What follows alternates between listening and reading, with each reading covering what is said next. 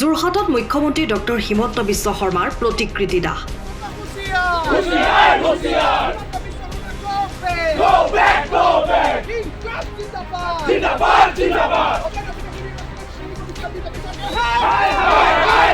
অবৈধ হিন্দু বাংলাদেশীৰ নাগৰিকত্ব গোচৰ প্ৰত্যাহাৰৰ নিৰ্দেশৰ প্ৰতিপাদত আজি যোৰহাটৰ জিলা আয়ুক্তৰ কাৰ্যালয়ৰ সন্মুখত কৃষক মুক্তি সংগ্ৰাম সমিতিৰ যোৰহাট জিলা সমিতিয়ে অসমৰ মুখ্যমন্ত্ৰী ডক্টৰ হিমন্ত বিশ্ব শৰ্মাৰ প্ৰতিকৃতি দাহ কৰে।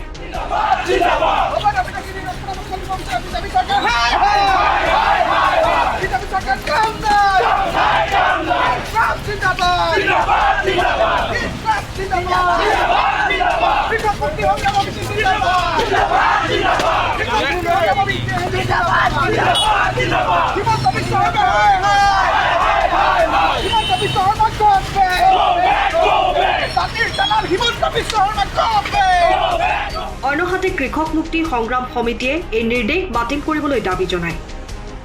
অন্যথা ইয়াতকৈ জংগী আন্দোলনৰ হুংকাৰ দিয়ে কৃষক মুক্তি সংগ্ৰাম সমিতিয়ে। আজি যোৰহাট সদৰত আমি কৃষক মুক্তি সংগ্ৰাম সমিতিয়ে যি এই বিজেপি চৰকাৰে 69,000 নাগৰিকত্ব দিবৰ কাৰণে যি প্ৰত্যেকখন জিলাৰ উপায়ুক্তৰ যোগেদি মুখ্য ন্যায়াধীশক যি প্ৰত্যাহাৰ কৰিবৰ কাৰণে যি নিৰ্দেশ জাৰি কৰিছে, আমি কৃষক মুক্তি সংগ্ৰামে স্পষ্টভাৱে ক'ব বিচাৰো 1971 চনৰ 24 মাৰ্চৰ পাছত অহা সকলো বিদেশী অসমৰ পৰা যাব লাগিব। ধৰ্মৰ নামত ৰাজনীতি কৰিলে নহ'ব। হিমন্ত বিশ্ব শৰ্মাই ধৰ্মৰ নামত বিজেপিয়ে ৰাজনীতি কৰিলে নহ'ব। ধৰ্মৰ নামত RSS অসমত ৰাজনীতি কৰিলে নহ'ব। অসমৰ পৰা হিন্দুৱে হওক মুছলমানে হওক সকলো ধৰ্মীয় মানুহ অসমৰ পৰা যাব লাগিব। আমি কৃষক মুক্তি সংগ্ৰামেৰে স্পষ্টভাৱে ক'ব বিচাৰো অসমৰ ৰাজনীতি হিমন্ত বিশ্ব শৰ্মাই কৰিব বিচাৰিছে। আমাৰ গাঁৱৰ সাধাৰণ ৰাইজৰ ওচৰত তেখেতৰ পৰিয়ালৰ সম্পত্তি গঢ়াৰ চেষ্টা কৰিছে। আজি বিজেপি মন্ত্ৰী বিধায়কসকলে নিজৰ সম্পত্তি পাহাৰ হিচাপে কৰিবলৈ চেষ্টা কৰিছে। আমি কৃষক মুক্তি সংগ্ৰাম সমিতিয়ে স্পষ্টভাৱে হিমন্ত বিশ্ব শৰ্মাক জনাইছো অনাগত 2026 চনত এই 69,000 মানুহক যদি নাগৰিকত্ব দিয়ে অসমৰ প্ৰত্যেক জাতি জনগোষ্ঠী অসমৰ ৰাইজক একত্ৰিত কৰি এই বিজেপি চৰকাৰৰ বিৰুদ্ধে আমি ৰাজনৈতিকভাৱে তেখেতলোকক ব্ৰহ্মপুত্ৰত দলিয়াই দিবলৈ আমি ৰাইজক ঐক্যবদ্ধভাৱে আমি বদ্ধপৰিকৰ। অবৈধ বিদেশী ন্যায়াধীকৰণত বিদেশীৰ বিৰুদ্ধে যি গোচৰ আছিলে এই গোচৰ প্ৰত্যাহাৰ কৰিবৰ কাৰণে অসম চৰকাৰে যি নিৰ্দেশ দিছে এই নিৰ্দেশ বাতিল কৰিবৰ কাৰণে আজি কৃষক মুক্তি সংগ্ৰাম সমিতি আৰু ছাত্ৰ মুক্তি সংগ্ৰাম সমিতি যোৰহাট জিলা সমিতিয়ে আমি জিলা উপায়ুক্ত কাৰ্যালয়ৰ সন্মুখত আমি হিমন্ত বিশ্ব শৰ্মাৰ পুতলিকা দাহ কৰিছো। এইজন হিমন্ত বিশ্ব শৰ্মাই আপোনালোক সকলোৱে জানে যে 2021 চনত তেওঁলোকে কৈছিলে যে নিৰ্বাচনৰ সময়ত কৈছিলে এইখনে শৰাইঘাটৰ শেষ যুদ্ধ। আৰু আপোনালোক সকলোৱে জানে 2014 চনত যি বিজেপি চৰকাৰ আহিছিলে কেন্দ্ৰীয়ভাৱে নৰেন্দ্ৰ মোদী ডাঙৰীয়াই কৈছিলে যে 2014 চনৰ 16 তাৰিখৰ পিছত এই বিদেশীয়ে সমগ্ৰ বিদেশীয়ে অসমৰ পৰা তালি টোপোলা বান্ধি যাব লাগিব। এতিয়া শেহতীয়াকৈ তেওঁলোকে হিন্দু বাঙালীক নাগৰিকত্ব দিবৰ কাৰণে হিন্দু বিদেশীক নাগৰিকত্ব প্ৰদান কৰিবৰ কাৰণে যি বিদেশী ন্যায়াধীকৰণৰ গোচৰ চলি আছিল সেই গোচৰ প্ৰত্যাহাৰ কৰি তেওঁলোকে কা আইনৰ জৰিয়তে এতিয়া নাগৰিকত্ব প্ৰদান কৰিব বিচাৰিছে। এই কথা কোনো কাৰণতে মানিব নহ'ব, কাৰণ অসমে ইয়াত দীৰ্ঘদিনীয়া 6 বছৰ আন্দোলন কৰিছে আৰু শেহতীয়াকৈ কা আইন বিৰুদ্ধে কৰি আমি 5জনৰ শ্বহীদ বৰণ কৰিবলগীয়া হৈছে। এতিয়া হিমন্ত বিশ্ব শৰ্মাই যি বিদেশী নামত গোচৰ আছিলে তাক প্ৰত্যাহাৰ কৰি আপুনি এতিয়া কা আইনৰ জৰিয়তে তেওঁলোকক নাগৰিকত্ব দিব বিচাৰিছে। এই কথাটো কোনো কাৰণতে আমি কৃষক মুক্তি সংগ্ৰাম সমিতি আৰু ছাত্ৰ মুক্তি সংগ্ৰাম সমিতিয়ে মানি ল'ব নোৱাৰো আৰু কোনো কাৰণে মানি লোৱা নহ'ব। এই কথাটো স্পষ্টৰূপে আমি হিমন্ত বিশ্ব শৰ্মা ডাঙৰীয়াক জনাই দিছো আৰু অনাগত দিনত ইয়াতকৈ ভয়াৱহ আন্দোলন কৰিম। আৰু আপোনালোক সকলোৱে জানে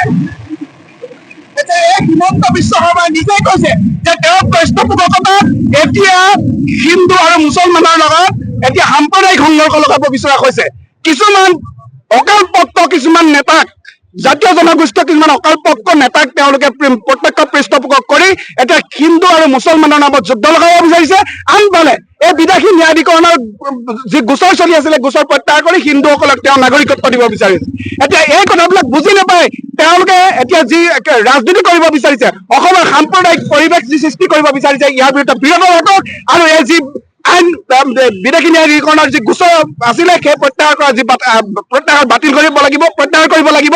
নহ'লে অনাগত দিনত আমি কৃষক মুক্তি সংগ্ৰাম সমিতিয়ে সমগ্ৰ ৰাইজক একলগ কৰি ইয়াৰ বিৰুদ্ধে তীব্ৰ আন্দোলন গঢ়ি তুলিবলৈ বাধ্য হ'ম।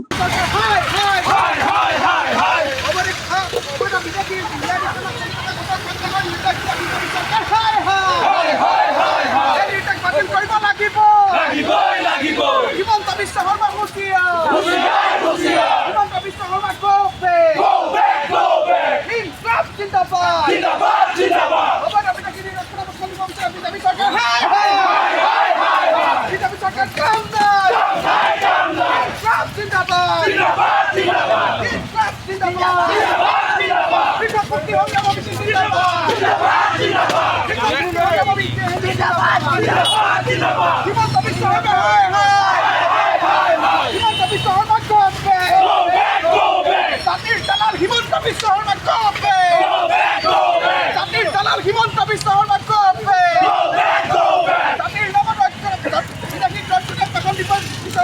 Soccer, hi, hi. BJP Soccer, go back. He's trapped in the cover. BJP Soccer, hi, hi. Hey, Sui, Solitaire. আমার সংগ্রাম চলিছে ধৰ্মৰ নামত বিলেকি সংস্থাপন কৰিব বিচৰা বিজেপি চৰকাৰ কাম নাই হিমন্ত বিশ্ব শৰ্মা হুঁচিয়াৰ বিজেপি চৰকাৰ কবে বিজেপি চৰকাৰ কবে ইনকলাব জিন্দাবাদ কৰিব লাগিব হিমন্ত বিশ্ব শৰ্মা হুঁচিয়াৰ হিমন্ত বিশ্ব শৰ্মা কবে ইনকলাব জিন্দাবাদ অবৈধ বিদেশী নিৰক্ষণাবেক্ষণ দিব বিচৰা বিজেপি চৰকাৰ বিজেপি চৰকাৰ কাম নাই ইনকলাব জিন্দাবাদ ইনকলাব জিন্দাবাদ কৃষক মুক্তি সমিতি জিন্দাবাদ হিমন্ত বিশ্ব শৰ্মা হিমন্ত বিশ্ব শৰ্মা কবে জাতিৰ দালাল হিমন্ত বিশ্ব শৰ্মা কবে জাতিৰ দালাল হিমন্ত বিশ্ব শৰ্মা কবে জাতিৰ নামত বিদেশী ৰক্ষণাবেক্ষণ দিব বিচৰা বিজেপি চৰকাৰ বিজেপি চৰকাৰ কবে ইনকলাব জিন্দাবাদ কৃষক মুক্তি সংগ্ৰাম সমিতি জিন্দাবাদ কৃষক মুক্তি সংগ্ৰাম সমিতি জিন্দাবাদ অবৈধ বিদেশী ৰক্ষণাবেক্ষণ দিব বিচৰা বিজেপি চৰকাৰ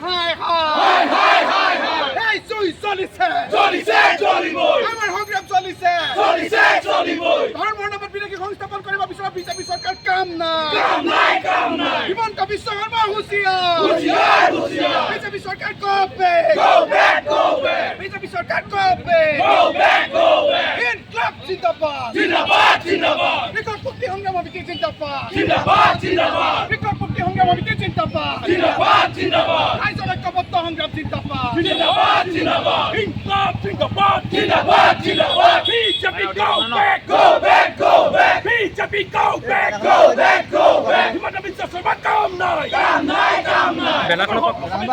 হিমন্ত বিশ্ব শৰ্মা কাম নাই অসম কেতিয়াও বিদেশী কাৰণে চনীয়া পথা হ'ব নোৱাৰে অসম কেতিয়াও বিদেশী কাৰণে চনীয়া পথা হ'ব নোৱাৰে ধৰ্ম নামত ৰাজনীতি কৰিলে নহ'ব বিজেপি ধৰ্ম নামত ৰাজনীতি কৰিলে নহ'ব ধৰ্ম নামত বিজেপি ৰাজনীতি কৰিলে নহ'ব